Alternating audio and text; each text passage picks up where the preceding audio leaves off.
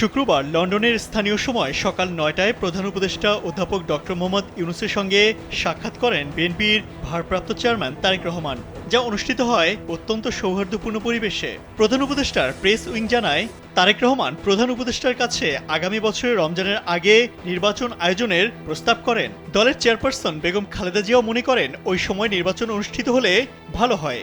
প্রধান উপদেষ্টা বলেন, তিনি আগামী বছরের এপ্রিলের প্রথমার্ধের মধ্যে নির্বাচন অনুষ্ঠানের ঘোষণা দিয়েছেন।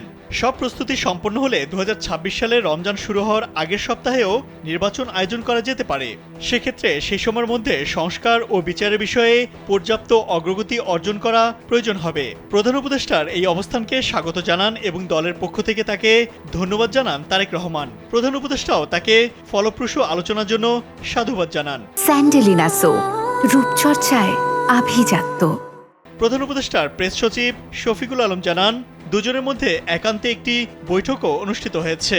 এদিকে শিগগিরই নির্বাচন কমিশন নির্বাচনের তারিখ ঘোষণা করবে বলে জানিয়েছেন জাতীয় নিরাপত্তা উপদেষ্টা ও প্রধান উপদেষ্টার হাই রিপ্রেজেন্টেটিভ খলিলুর রহমান।